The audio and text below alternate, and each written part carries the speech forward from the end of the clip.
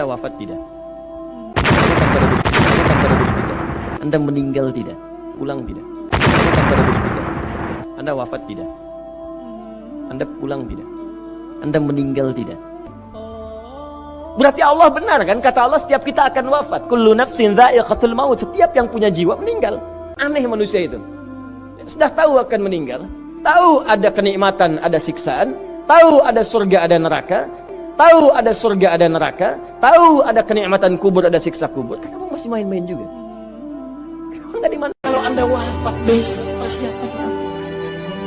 Bahkan kalau kita diwafatkan hari ini, apa persiapan hisab kita di hadapan Allah Subhanahu wa Ta'ala? Hidup ini nggak lama teman-teman, sebentar. Assalamualaikum warahmatullahi wabarakatuh. Waalaikumsalam warahmatullahi wabarakatuh. Bismillahirrahmanirrahim. Alhamdulillahi rabbil alamin. Wassalatu wassalamu ala ashrafil anbiya'i wal mursalin, imamil muttaqin, sayyidil ghurril muhajjalin, wa ala alihi wa ashabihil mujahidin at-tahirin. Amma ba'du. Saudara-saudara kaum muslimin rahimakumullah, sesungguhnya gaya hidup seseorang sangat ditentukan oleh cara bagaimana dia memandang hidup ini. Dengan kata lain, bagaimana seseorang memandang hidup, begitulah dia akan hidup. Oleh sebab itu, untuk mengubah keadaan seseorang harus diawali lebih dahulu dengan mengubah caranya memandang kehidupan ini. Itulah sebabnya dalam surah Ar-Ra'd ayat 11 Allah Subhanahu wa ta'ala menjelaskan, innallaha la yughayyiru ma biqaumin hatta yughayyiru ma bi anfusihim. Allah Subhanahu wa ta'ala tidak akan mengubah nasib dan keadaan satu kaum sampai kaum itu berusaha mengubah apa yang ada di dalam diri mereka sendiri. Yang ada di dalam diri itu tentu tidak lain adalah rule of thinking, bahasa kerennya state of mind, kata orang Kulon, cara berpikir, cara memandang kehidupan yang akan sangat mewarnai cara orang menjalani kehidupan itu sendiri. Oleh karena itu, pada pertemuan kali ini kita akan membicarakan tentang dasar dan tujuan hidup dari seorang muslim di dalam kehidupan ini. Yang pertama, tentang dasar dan landasan hidup. Seorang muslim tak dapat lain mendasarkan kehidupannya dengan Islam. Di dalam mendasari kehidupan dengan Islam ini, Allah Subhanahu wa ta'ala menuntut, ya ayyuhalladzina amanu dukhulu fis silmi kafah. Hai orang-orang yang beriman, masuklah kamu ke dalam Islam itu secara total, secara utuh, secara seluruhnya. Jangan separuh-separuh, jangan sepotong-sepotong. Mendasari hidup dengan Islam artinya menjadikan Islam sebagai way of life, sebagai rule of thinking, sebagai state of mind di dalam kita memecahkan problema-problema kehidupan, sehingga tidak satu persoalan hidup yang bagaimanapun kecilnya sekalipun yang tidak tersentuh oleh nilai-nilai ajaran agama Islam ini. Kemudian di dalam mendasarkan hidupnya dengan Islam, ia mempunyai satu keyakinan. Pertama, Islam sebagai dasar hidupnya adalah agama yang sesuai dengan fitrah daripada manusia. Allah Subhanahu wa ta'ala pencipta manusia. Allah Subhanahu wa ta'ala yang menurunkan agama Islam. Oleh sebab itu, tentu saja seluruh konsepsi Islam ini sudah diukur sedemikian rupa sesuai dengan kemampuan yang dimiliki oleh manusia. Secara logika bisa kita katakan, pabrik mobil di Jerman misalnya bikin mobil namanya Mercy. Seiring dengan itu dikeluarkannya buku petunjuk. Mobil ini bernama Mercy, kecepatan maksimal sekian ratus kilometer per jam, daya angkutnya sekian ratus kilogram. Kalau rusak memperbaikinya ini onderdilnya itu umpamanya. Karena pabriknya yang bikin mobil, lalu pabriknya juga yang mengeluarkan buku petunjuk, tentu buku itu sesuai benar untuk mobilnya. Dan logika mengatakan tidak bisa kita punya mobil Mercy rusak, kita perbaiki dengan menggunakan buku petunjuk yang dikeluarkan oleh pabrik mobil Fiat. Tentu saja mobil makin rusak, acak-acakan dan tidak karu-karuan.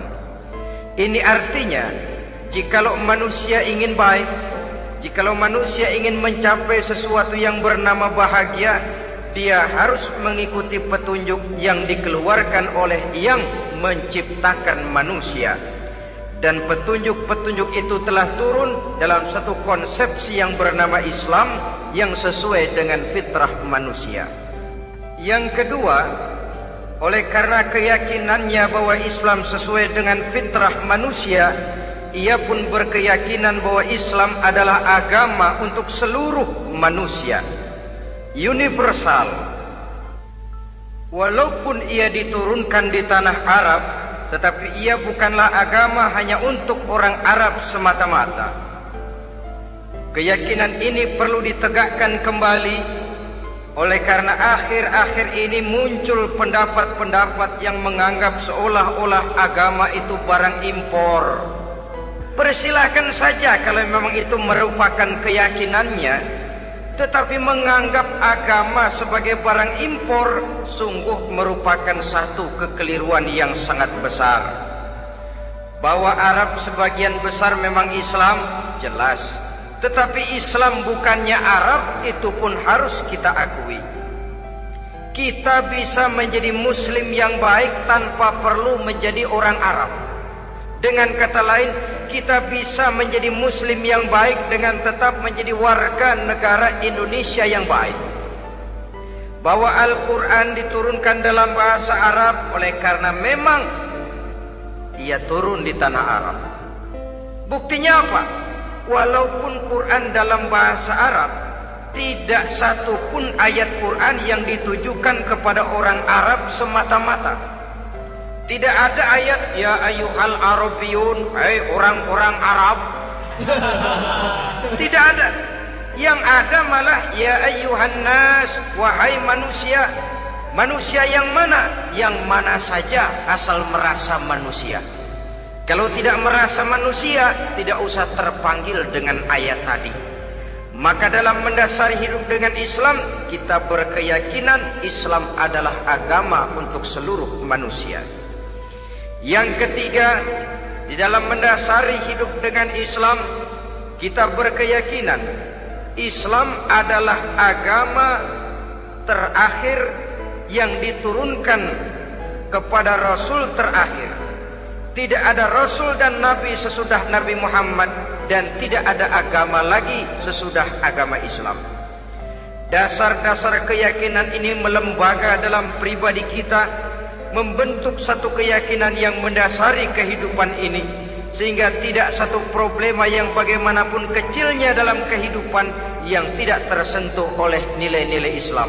Sejak kita tidur sampai kita bangun tidur, bahkan tidur itu sendiri dan seluruh kegiatan kehidupan yang kita laksanakan dalam 24 jam, tidak satu pun yang tidak tersentuh oleh nilai-nilai Islam. Inilah pandangan hidup Muslim. Jawaban seorang Muslim terhadap problema-problema kehidupan yang dihadapinya, yang di dalam menjawab problema itu ia Islam oriented, berorientasi kepada nilai-nilai Islam. Apa kata Islam tentang pekerjaan yang dihadapinya? Halal kata Islam, halallah dia katakan. Haram kata Islam, haram dia katakan. Islam oriented. Barometer dalam perbuatannya tidak lain daripada nilai-nilai Islam itu sendiri. Dan kemudian di dalam mendasari kehidupan dengan Islam, ia berkeyakinan Islam adalah satu-satunya agama yang benar. Bahasa kerennya, Islam is the single one, the true religion behind the God. Satu-satunya. Keyakinan ini kelihatannya subjektif, tapi memang inilah pokok daripada kehidupan beragama. Saudara-saudara kaum muslimin rahimakumullah, kalau itulah dasar daripada kehidupan kita sebagai muslim, apa yang menjadi landasannya? Kalau dasar hidup kita Islam, maka landasan hidup kita tidak lain adalah Al-Quran dan sunnah Rasulullah sallallahu alaihi wasallam. Dunia penuh dengan orang-orang besar, dan setiap orang-orang besar itu mempunyai ajaran-ajaran yang pernah jaya, pernah dikumandangkan, didengung-dengungkan, naik ke panggung sejarah untuk kemudian tenggelam. Satu ajaran hanya akan langgeng, satu ajaran hanya akan tahan lama apabila dia turun dari sumber yang serba maha. Kalau dia turun dari manusia, maka sifatnya hanya musim. Yang namanya musim, saudara-saudara, namanya musim tidak bisa dilarang, tapi kalau sudah selesai habis sendirian. Itu musim namanya. Musim rambutan. Kalau datang musim rambutan, apa bisa dilarang? Gak boleh musim rambutan. Ya tidak bisa, dia akan tumbuh terus. Tapi manakala musimnya habis. Begitulah nasib dari ajaran yang nisbi, relatif dan temporer apabila dia bersumber dari manusia. Maka satu ajaran hanya akan langgeng, tahan lama apabila dia turun dari sumber yang serba maha. Dan itu sudah turun bernama Al-Quranul Karim. Sedangkan sunnah, saudara-saudara, merupakan penjelasan dari apa yang oleh Quran tidak dijelaskan dalam bentuk yang detail, melengkapi apa yang oleh Al-Quran hanya disebutkan dalam bentuk garis besarnya saja. Baik Quran maupun sunnah kita sebut merupakan dasar, landasan yang primer. Sedangkan untuk memahami Quran dan sunnah, kita memerlukan pendapat-pendapat orang yang ahli di bidang itu. Dalam hal ini kita sebut saja dengan ulama. Dan ini merupakan sumber yang sekunder dari landasan hidup kita sebagai seorang muslim. Dua rel ini, Quran dan sunnah, merupakan landasan di mana kereta api Islam ini berjalan. Quran dan sunnah. Saudara-saudara kaum muslimin rahimakumullah, oleh karenanya marilah kita menjadikan Quran dan sunnah ini sebagai imam di dalam kehidupan kita. Bukankah Rasulullah sallallahu alaihi wasallam pernah memberikan pilihan, man ja'alal Qur'ana amamahu qadahu ilal jannah wa man ja'alal Qur'ana khalfahu saqahu ilan nar. Siapa yang meletakkan Quran di depannya, dijadikannya Quran sebagai imam dan dia sebagai makmum, maka Al-Quran akan membimbing dia ke surga. Ya, surga di dunia ini, lebih-lebih lagi surga di akhirat nanti. Sebaliknya, wa man ja'alal Qur'ana khalfahu, siapa yang meletakkan Quran di belakangnya, dia belakangi ajaran dan konsepsi Al-Quran, dia tinggalkan perintah-perintah Al-Quran, maka Al-Quran yang dibelakanginya itu akan mendorong dia ke neraka. Neraka dunia, lebih-lebih neraka di akhirat nanti. Pilihan terserah kita. Jikalau kita mau menjadikan Quran sebagai imam, artinya kita menjadi makmum. Resikonya dimanapun makmum wajib ikut imam. Imam takbir, makmum takbir, imam ruku, makmum ruku, imam i'tidal, makmum i'tidal. Jikalau Quran imam kita dan kita adalah makmum, maka itu berarti jikalau ke barat komando Quran, ke barat kita pergi. Jikalau ke timur kata Quran, ke timur kita menuju. Jikalau halal kata Quran, halal kita katakan. Jikalau haram kata Quran, haram kita ucapkan. Itu resikonya kita menjadi makmum, menyusun pola hidup yang lebih Qurani.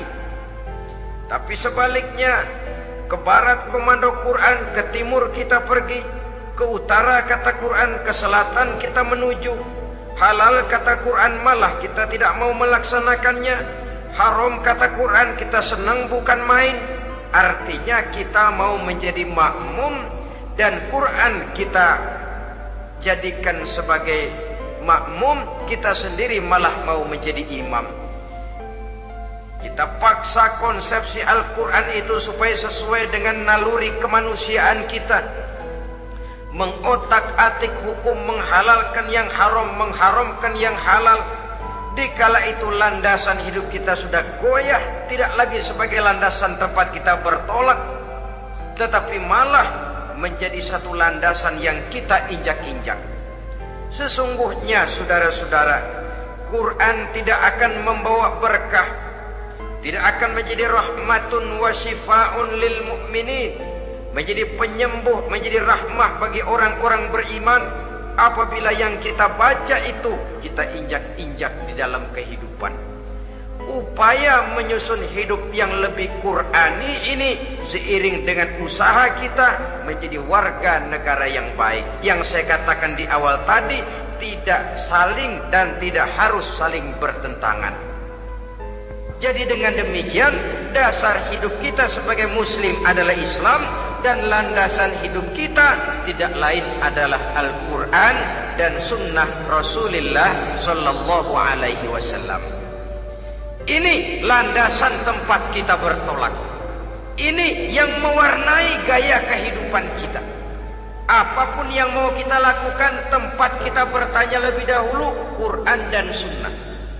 Saya mau melakukan pekerjaan ini, apa kata Quran? Saya mau pergi ke tempat ini, apa kata Quran? Saya mau berusaha dengan mengerjakan perusahaan ini, apa kata Quran? Merupakan landasan daripada kehidupan kita. Ini yang saya katakan tadi, membentuk rule of thinking, state of mind, bahwa gaya kehidupan kita diwarnai oleh landasan hidup yang bertumpu pada ajaran Al-Quranul Karim dan sunnah Rasulullah Sallallahu Alaihi Wasallam. Baiklah ya, ini yang pertama tentang dasar dan landasan hidup.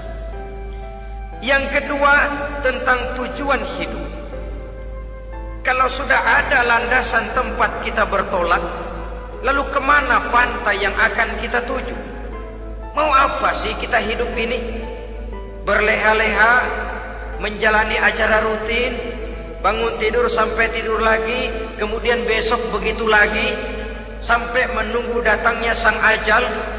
Atau ada satu tujuan yang akan kita capai di dalam kehidupan ini? Apabila kita teliti, maka Al-Quran mengajarkan tujuan hidup setiap muslim pada dasarnya ada dua.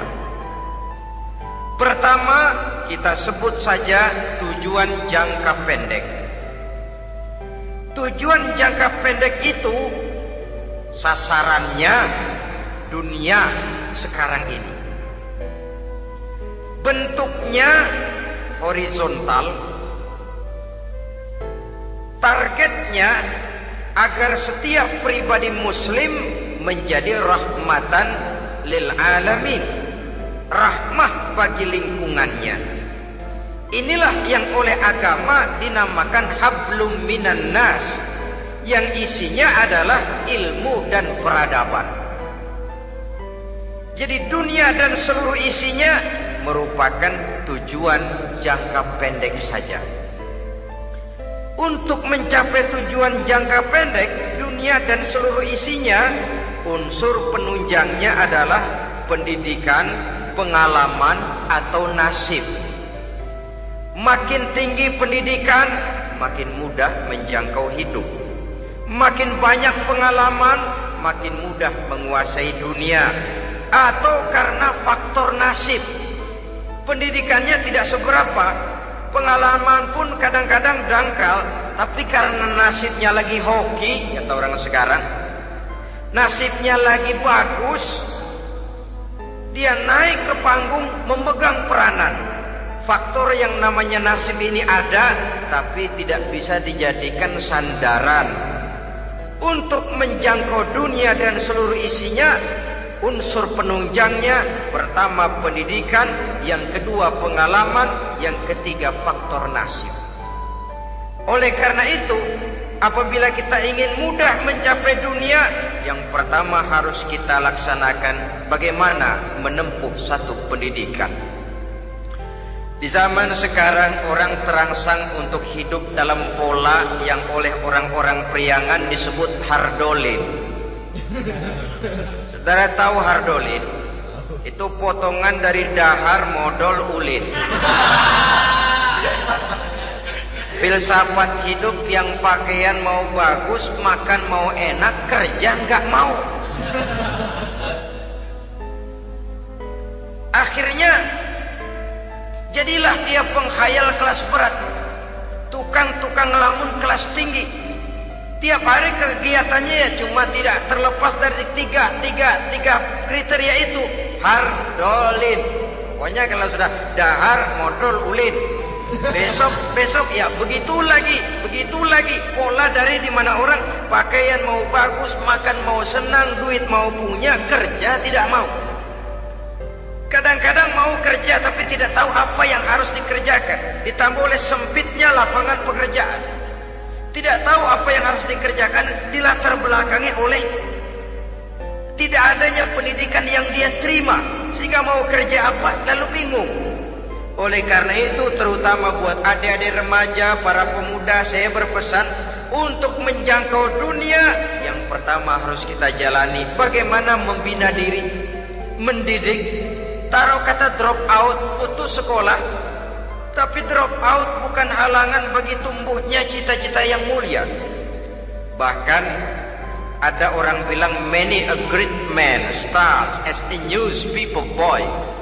Banyak orang-orang besar yang memulai pekerjaannya dagang koran. Putus sekolah bukan merupakan halangan bagi tumbuhnya cita-cita yang mulia.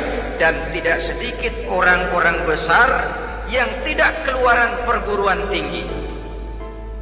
Tidak sedikit orang-orang besar yang tidak merupakan produk dari perguruan tinggi tertentu. Tapi kerajinannya belajar, banyak membaca, banyak bergaul, autodidak. Syukur kalau masih bisa menempuh pendidikan yang formal. Kekurangan ekonomi, kemiskinan keluarga jangan menjadi penghalang bagi tumbuhnya cita-cita yang tinggi untuk menempuh karier pendidikan yang baik. Ini memang pahit, tapi bagaimanapun kata orang, lebih baik makan singkong beneran daripada makan roti ngimpi. Artinya jikalau memang perlu, lebih baik sekolah sambil dagang koran, nyemir sepatu, parkir mobil, daripada hardolin itu tadi. Tanpa prospek hari depan yang ada artinya. Dan pendidikan memang merupakan sesuatu yang baik. Tapi tanpa ini rasanya kita akan sulit untuk menjangkau dunia, tersisih di pojok-pojok kehidupan. Jangan lalu bilang, manusia kan rezekinya sudah dijamin oleh Allah. Ayam saja ada rezekinya, of course. Tapi jangan lupa, cara ayam cari rezeki dengan cara manusia cari rezeki lain. Kalau ayam cari rezeki dari tahun atu, modalnya cuma ceker sama patok. Kalau ayam mah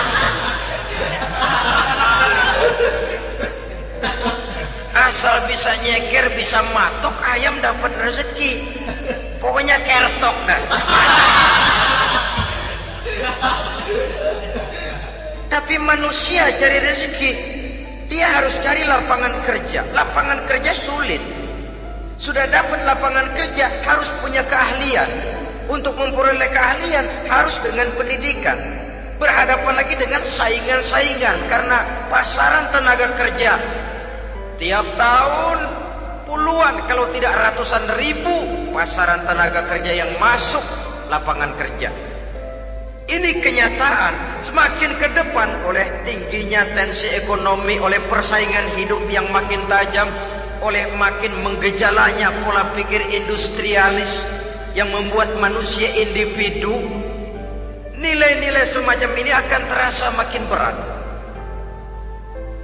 Oleh karenanya, tanpa pendidikan sulit untuk menjangkau dunia. Yang kedua, pengalaman, tenaga expert. Sehingga orang mengatakan experience is the best teacher. Pengalaman adalah guru yang paling bijaksana. Dengan pengalaman kita makin dewasa. Dan orang sering mengatakan kegagalan hakikatnya adalah keberhasilan yang tertunda. Jangan takut gagal, kalau itu akan mengantarkan kita kepada pola hidup yang lebih dewasa, lebih tegar, lebih sanggup menghadapi kesulitan-kesulitan. Dan faktor yang ketiga, nasib. Kadang-kadang orang pendidikannya tidak ada, kadang-kadang pengalamannya tidak seberapa, tapi karena nasib, engkongnya misalnya jadi komandan Hansip, dia naik jadi anggota Hansip. Itu karena faktor nasib saja. Yang ketiga ini ada, tapi tidak bisa dijadikan sandaran dalam arti bahwa kita lalu mengandalkan nasib. Lo nanti udah gede mau jadi apa? Gua sih gimana nasib aja dah. Jadi orang syukur, jadi gembel nasib. Tidak bisa kita menghadapi hidup dalam satu alur spekulasi. Tidak bisa kita menjalani skenario kehidupan ini dengan bersikap untung-untungan. Karena kehidupan walaupun tidak bisa dipastikan, paling kurang bisa dirancang, bisa direncanakan, bisa ditargetkan, bisa dianalisa kemungkinan-kemungkinannya. Walaupun tidak bisa dipastikan, tapi bisa diperhitungkan. Sebagai manusia yang terikat oleh causality, oleh hukum sebab akibat, sewajarnya kita memperhitungkan kemungkinan-kemungkinan itu. Kira-kira 5, 10, 15 tahun yang akan datang, sejauh mana kesulitan-kesulitan dalam kehidupan ini, sejauh mana persaingan dalam hidup, sejauh mana tenaga kerja dibutuhkan, sejauh mana keahlian dan skill menunjang ke arah itu. Kalau tidak, kita akan tersisih di sudut-sudut kehidupan untuk lebih banyak jadi penonton daripada menjadi pemain. Padahal kita ingin jadi pemain, kita ingin aktif, kita ingin punya peranan, karena kita oleh agama dituntut menjadi rahmatan lil alamin, menjadi rahmah bagi lingkungan di mana kita tinggal, mewarnai lingkungan, bukan cuma diwarnai oleh lingkungan itu sendiri. Itu tadi tujuan jangka pendek sebagai tujuan yang pertama. Yang kedua, tujuan jangka panjang. Tujuan jangka panjang ini sasarannya adalah akhirat. Bentuknya vertikal, targetnya adalah mardotillah atau ridho daripada Allah. Dan ini yang oleh agama dinamakan dengan hablum minallah, tali vertikal yang menghubungkan manusia langsung dengan Tuhannya. Untuk mencapai tujuan jangka panjang akhirat ini, unsur penunjangnya adalah prestasi ibadah. Kalau untuk tujuan jangka pendek, dunia dan seluruh isinya, pendidikan, pengalaman dan nasib memegang peranan yang sangat penting, Maka untuk akhirat, pendidikan, pengalaman, nasib tidak punya pengaruh banyak. Unsur penunjangnya adalah prestasi ibadah. Bagaimanapun tinggi pendidikan, bagaimanapun banyak pengalaman, tanpa prestasi ibadah, nol besar kita dalam pandangan Allah Subhanahu wa ta'ala. Saudara-saudara kaum muslimin rahimakumullah, itu sebabnya seorang muslim sholat, puasa, haji, zakat, yang kalaupun ada target dunia itu cuma side effect saja, sekedar satu efek sampingan. Target utamanya tetap tujuan jangka panjang, akhirat dan ridho Allah. Kenapa kita sholat? Untuk mencari ridho Allah. Kenapa kita laksanakan ibadah haji? Untuk mencari ridho Allah. Kita bangun di keheningan malam untuk mencari ridho Allah. Kalau ada akibat dunia, itu cuma akibat sekunder saja. Ada misalnya orang karena tekun ibadah rezekinya lancar, itu baru persekot, baru tanda jadi. Kadang-kadang persekotnya saja sudah nikmat kok, apalagi cashnya, kontannya. Sebaliknya kalau ada orang rajin ibadah, rezekinya seret, jangan jadi alasan. Kok lu nggak sembayang? Alah, tetangga gua rajin sembayang melarat terus. Ya memang sholat itu bukan dengan target dunia, target akhirat, saudara-saudara. Oleh sebab itu, seorang muslim adalah seorang yang berpandangan luas, berjiwa lapang. Maksudnya apa? Tujuan jangka pendek dan jangka panjang ini harus dia raih kedua-duanya. Ini yang oleh Al-Quran diajarkan agar setiap muslim mencapai fid dunia hasanah wa fil akhirati hasanah. Kebaikan di dunia, kebaikan di akhirat, itu arti hasanah. Jangan macam orang dulu, punya istri dua pergi haji. Yang satu yang muda istrinya namanya Hasanah, yang satu namanya Khadijah. Waktu tawaf keliling Ka'bah, si suami ini nggak bisa doa apa-apa kecuali Rabbana Atina itu. Tiap putaran Rabbana Atina fid dunya hasanah wa fil akhirati hasanah. Putaran kedua Rabbana Atina fid dunya hasanah wa fil akhirati hasanah. Ini istri tuanya yang namanya Khadijah dengerin aja. Akhirnya di satu saat dia colek suaminya, "Bang, mentang-mentang Hasanah bini muda disebutin melulu. Saya dong disebutin dalam doa." "Iya deh, ntar putaran selanjutnya." Suaminya blow on juga. Putaran kedua dia baca Rabbana atina fid dunya hasanah wa fil akhirati Khadijah. Saudara-saudara, itu makna refleksi daripada doa tadi itu, doa sapu jagat. Kita ingin fid dunya hasanah wa fil akhirati hasanah.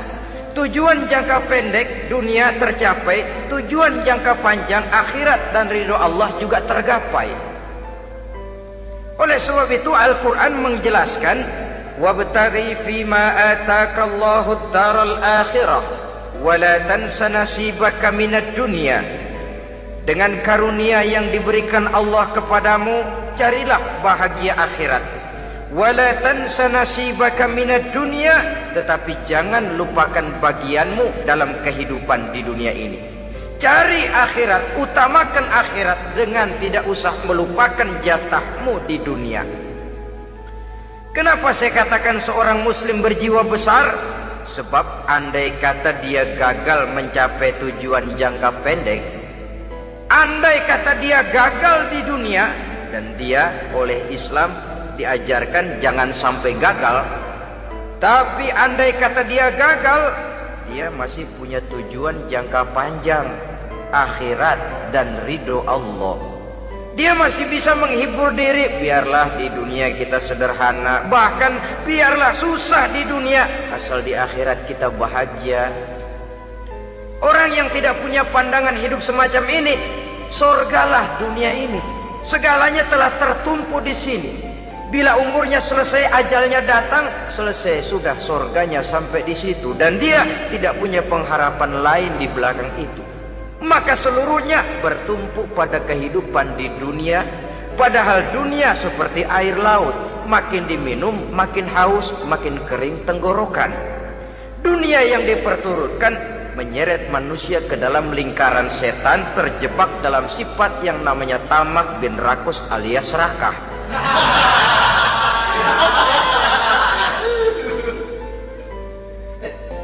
Andai kata dia gagal untuk tujuan jangka pendek, dia masih punya tujuan jangka panjang, akhirat. Dia masih sanggup berkata, biar di dunia kita sederhana, bahkan biar kebelangsak sengsara susah di dunia, asal di akhirat kita bisa bahagia. Kan masih ada harapan. Yang paling bangpak, paling rusak betul, sudah di dunia sengsara, di akhirat celaka. Di dunia rumahnya gubuk, pinggir kali miring, asal hujan bocor, utang selebar warung. Bayang kagak, ngaji enggak, puasa enggak, saban malam merit mulu. Saudara hadirin yang saya hormati, lalu kapan mau bahagia kalau sudah di sini susah, di sana akan susah juga. Ini yang pertama, seorang muslim, seorang yang optimis, berjiwa besar, luas pandangan. Kegagalan dia dalam jangka pendek tidak menyebabkan dia melupakan tujuan jangka panjang. Yang kedua, positifnya apa? Cara dia mencapai tujuan jangka pendek diwarnai oleh keyakinan adanya tujuan jangka panjang. Dia memang benar cari harta, tapi karena dia yakin ada akhirat, Allah ridho apa tidak. Ini positifnya. Saya memang cari duit, tapi dengan cara ini Allah ridho apa tidak. Saya memang ingin berpakaian yang rapi, tapi dengan tidak menutup aurat begini, Allah ridho atau tidak. Saya memang bergaul menghormati teman, tapi terjebak dalam minuman keras karena menghormati teman, Allah ridho apa tidak. Ini orang yang punya tujuan jangka panjang. Segalanya diberikan bingkai dengan pertanyaan, Allah ridho atau tidak.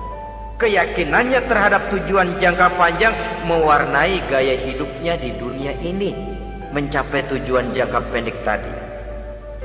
Mau minum, Allah ridho apa enggak ini? Mau makan, yang saya makan Allah ridho apa enggak ini? Pendeknya apapun yang mau dia kerjakan, karena dia punya keyakinan tujuan jangka panjang, dia selalu menimbang terhadap ridho Allah tadi. Jadi tanpa prestasi ibadah, kita nol besar dalam pandangan Allah. Ini nilai manusia yang hakiki di sini. Ini makna inna akramakum indallahi atqakum. Di akhirat nanti kan tidak pernah akan disidang, kamu pendidikan setinggi apa? Tidak. Gelarmu berapa renteng? Profesor, doktor? Tidak. Akhirat hanya menyidang kau sholat atau tidak, kau puasa atau tidak, kau zakat atau tidak. Diberikan kamu harta yang banyak, dari mana kau dapat, kemana kau belanjakan.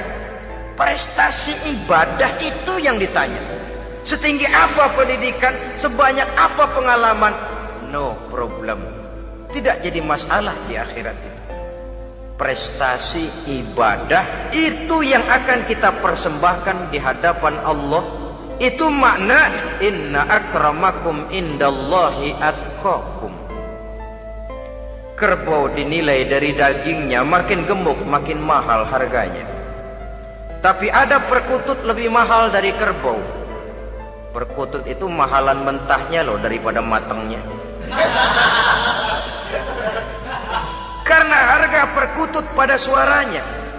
Lalu di mana harga manusia yang paling gemuk? Tidak. Suaranya, oh kalau manusia dinilai dari suaranya, barangkali Madonna nomor awal masuk surga itu. Hanyalah dengan prestasi ibadah kita kita bisa mencapai tujuan jangka panjang akhirat dan ridho Allah. Nah, baiklah ya, kalau sudah jelas bahwa kita punya dua tujuan jangka hidup, jangka pendek dan jangka panjang, bagaimana Islam mengajarkan kita meraih dua ini? Pada prinsipnya Islam mengajarkan sistem keseimbangan.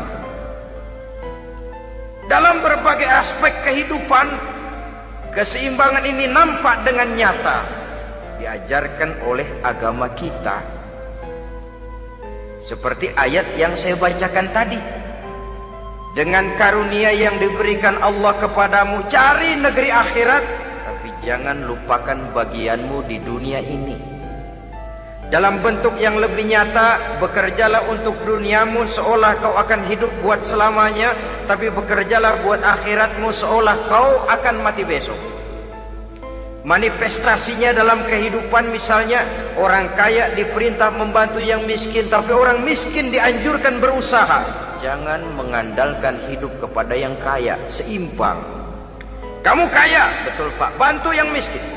Kamu miskin, iya Pak, berusaha, seimbang. Tuan rumah diwajibkan menghormati tamu, tamu diwajibkan tahu diri, seimbang. Jadi bagaimana kalau sudah kita bekerja di sawah, di ladang, di pasar, di kantor, anggap kita akan hidup selamanya agar timbul gairah kerja. Tapi kalau sudah sholat, anggap kita akan mati besok supaya timbul khusyuknya. Nah, titik tekannya di mana? Stresnya itu. Walaupun Islam mengajarkan sistem keseimbangan, tapi Al-Quran tetap menggarisbawahi walal akhiratu khairul laka minal, bahwa bagaimanapun seimbangnya, akhirat itu lebih utama daripada dunia. Bagaimana implementasinya? Kata orang-orang tua, kalau kita menanam padi, rumput pasti tumbuh, tapi nanam rumput jangan mimpi tumbuh padi. Maksudnya apa? Kalau satu perbuatan kita niatkan karena Allah, dunianya pasti ikut. Tapi kalau satu perbuatan diniatkan karena dunia semata-mata, akhirat akan hilang. Sebab itu, biasakanlah berbuat sesuatu, baik untuk tujuan jangka pendek, lebih-lebih untuk tujuan jangka panjang, dengan motif lillahi ta'ala. Jadi saya ulangi, satu perbuatan kalau sudah diniatkan karena Allah, dunia biasanya ikut. Tapi kalau diniatkan karena dunia semata-mata, akhirat akan luput. Padahal itu titik tekannya, walal akhiratu khairul laka minal ula. Saudara-saudara kaum muslimin rahimakumullah, ini tujuan hidup. Jadi landasan tempat kita bertolak sudah jelas, pantai yang akan kita tuju dalam kehidupan ini juga sudah nyata. Kita ingin mencapai apa yang dinamakan fid dunya hasanah wa fil akhirati hasanah. Untuk itu perlu ada keseimbangan, tetapi titik tekannya tetap akhirat lebih utama daripada kehidupan dunia ini. Sekarang kalau sudah ada dasar hidup, sudah ada tujuan yang akan kita capai, tentu harus ada alat untuk mencapainya. Semuanya perlu sarana. Bahkan pada hakikatnya dalam kaidah usul fikih para ulama mengajarkan lil wasail hukmul maqasid. Sarana dan tujuan hukumnya sama. Ini mestinya mendidik umat Islam jadi pinter. Jangan cuma berpikir melaksanakan satu pekerjaan, tapi juga berpikir menciptakan sarana untuk terwujudnya pekerjaan itu. Misalnya umat Islam wajib pergi haji kalau mampu, kan begitu toh? Kalau dia umat Islam Indonesia, tentu pergi hajinya ke Mekah. Mekah, Jeddah, Mekah, Indonesia, perlu sarana angkutan untuk sampai ke sana. Kapal laut, kapal udara. Artinya umat Islam harus maju di bidang teknologi, bisa menciptakan pesawat, bisa menciptakan kapal laut, sarana yang akan menyampaikan dia untuk bisa melaksanakan ibadah haji. Selama ini kita bertumpu kepada pemikiran, pokoknya kan yang penting gue pergi haji pakai apa kayak gue punya duit. Dari segi pribadi memang barangkali begitu. Tapi sebagai umat yang harus mencapai kemajuan, apabila diperintahkan melaksanakan sesuatu, kita pun hakikatnya dituntut menciptakan sarana untuk menunjang pelaksanaan sesuatu itu sendiri. Agama mengajarkan an-nazafatu minal iman, kebersihan sebagian daripada iman. Siapa yang menciptakan mesin cuci, sabun-sabun keras, deterjen, rinso dan lain sebagainya? Siapa yang menciptakan air condition, pembersih ruangan? Kita hanya berpikir pokoknya kan bersih, mau pakai apa kek. Kita jarang yang berpikir kepada pewujudan teknologi modern untuk menerjemahkan hadis itu. Syukurlah belakangan ini sudah muncul teknokrat-teknokrat muslim yang dijiwai oleh semangat Al-Quran, membuka tabir rahasia konsepsi Islam di lapangan teknologi modern, yang makin lama makin menunjukkan tuntutan kebutuhan daripada umat itu sendiri. Dengan demikian, apabila ada tujuan hidup, kita memerlukan alat untuk mencapai tujuan tadi. Supaya tujuan fid dunya hasanah wa fil akhirati hasanah tercapai, apa alat yang harus kita pakai? Kita lihat surah At-Taubah ayat 111 memberikan jawaban. Innallaha ashtara minal mu'minina anfusahum wa amwalahum bi anna lahumul jannah. Sesungguhnya Allah telah membeli dari orang-orang beriman diri mereka, harta mereka, bahwa sesungguhnya bagi mereka adalah surga. Coba kita simak ayat ini sejenak, akan nampak dengan jelas bahwa ayat ini hakikatnya merupakan satu transaksi yang nyata benar antara kita dengan Allah. Transaksi jual beli sudah terjadi, dan itu langsung dengan Allah, tertuang dalam pernyataan Quran. Pembeli Allah, penjual kita orang-orang beriman. Dagangannya adalah anfus dan amwal, harganya adalah surga. Itu sudah tanda tangan pernyataan kita siap jual beli ya Allah. Apalagi baiat kita apa? Inna solati wa nusuki wa mahyaya wa mamati lillahi rabbil alamin. Solatku, ibadahku, hidup dan matiku cuma untuk Allah, Tuhan seluruh sekalian alam. Minimalnya 5 kali sehari semalam baiat ini kita ulang dan kita ulang. Kenapa lalu kita tidak konsekuen? Dalam konteksnya dengan persoalan, maka alat hidup kita itu ada 2. Pertama, anfus. Ini bentuk mufrad dari jamaknya, bentuk jamak dari mufrad nafsun. Biasa diterjemahkan dengan diri. Yang dimaksud dengan diri adalah kepribadian. Yang dimaksud dengan kepribadian ialah kekayaan yang kita miliki dalam kepribadian kita. Artinya bisa tenaga, pikiran, konsep, gagasan, wewenang, ide, pangkat, jabatan, kemampuan, keahlian, skill, itu semuanya masuk ke dalam anfus, diri. Sedangkan amwal bentuk jamak dari mufrad malun, biasa diterjemahkan dengan harta. Pengertian di sini ialah seluruh bentuk-bentuk materi yang berada di bawah kekuasaan kita. Bisa rumah, bisa uang, bisa tanah, bisa kebun, bisa pabrik, bisa peternakan. Itu semuanya amwal.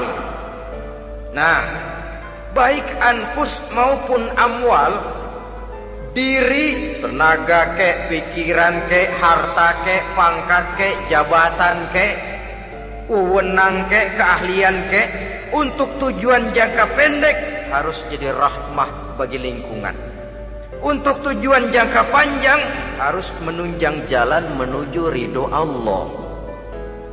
Jadi kalau pangkat kita menjauhkan kita dari ridho Allah, itu bukan nikmat tuh, azab. Punya pangkat bukan melakukan kebaikan, malah melakukan kejahatan, setidak-tidaknya berdiri di belakang kejahatan, melindungi perbuatan-perbuatan munkar. Dalam kelas kakap melindungi korupsi, dalam kelas tri jadi backing tukang koprok. Umpamanya itu sudah menyalahi. Alat tidak digunakan untuk mencapai tujuan, itu untuk tujuan jangka pendek. Lalu amwal, harta, uang, tanah, rumah, kebun, untuk tujuan jangka pendek harus menjadi rahmah bagi lingkungan. Sedang untuk tujuan jangka panjang, baik diri maupun harta harus menunjang jalan menuju ridho Allah, harus meningkatkan prestasi ibadah kita kepada Allah Subhanahu wa ta'ala. Malah yang namanya amwal ini tanggung jawabnya lebih berat loh saudara. Kalau saudara diberikan ilmu, sidang akhirat cuma satu, ilmumu kau amalkan untuk apa? Saudara diberikan umur panjang, pengadilan akhirat cuma bertanya satu, umurmu kau habiskan di mana? Tapi saudara diberikan harta, pertanyaan akhirat dua, hartamu kau dapat dari mana? Kau belanjakan kemana? Dari mananya dan kemananya ditanya, depan belakang. Kadang-kadang kan ada orang hartanya didapat dari jalan yang halal, dibelanjakan di jalan haram. Kerja peras keringat banting tulang setengah mati, begitu dapat duit beli buntutan, muter-muter kertas cari kode. Didapat dari jalan halal, dibelanjakan di jalan haram. Atau didapat dari cara yang haram, dibelanjakan di jalan yang baik. Menang judi, nyumbang pesantren. Nabi mengajarkan innallaha thayyibun la yaqbalu illa thayyib. Allah itu baik dan hanya menerima yang baik-baik saja. Tidak bisa mencuci kain dengan air najis. Kain akan tetap kotor. Saudara-saudara kaum muslimin rahimakumullah. Oleh karenanya masalahnya terpulang kepada kita, pandai-pandailah membagi orientasi. Suatu saat tenggelam kita dalam kesibukan dunia dan seluruh isinya untuk mencapai tujuan jangka pendek. Lain saat tenggelam kita memfanakan diri untuk mencapai tujuan jangka panjang, akhirat dan ridho Allah. Karena kehidupan ini bukan berjalan tanpa batas. Umur ini bukan satu karunia tanpa pertanggungan jawab. Satu saat setuju atau tidak, rela atau terpaksa, kita akan sampai kepada garis finish daripada perjalanan kehidupan dunia ini, yang memang merupakan satu perjalanan panjang, a walking tall. Kata orang Kulon, a walking tall, satu jalan yang demikian jauhnya. Entah kita akan sampai ke garis finish. Bila datang ajal, senja kehidupan datang, malam menyelimuti. Datangnya tidak pernah kita sangka, tapi sekali dia datang, tidak satu kekuatan yang bisa menolak. Kehadirannya tidak pernah kita harapkan, tapi satu kali dia datang bertamu, pasti terjadi. Dan itu pasti akan kita temui. Alangkah malangnya pada saat kembali itu datang, kita tidak punya prestasi ibadah. Lalu apa artinya prestasi dunia? Apa artinya tujuan jangka pendek kalau kita harus kehilangan tujuan jangka panjang? Rumah kita yang besar, pangkat kita yang tinggi, harta kita yang banyak, bisakah menolong kita untuk kalau sudah kumpul di padang mahsyar nanti? Malaikat, jangan gebugin saya, rumah saya harga 2 miliar.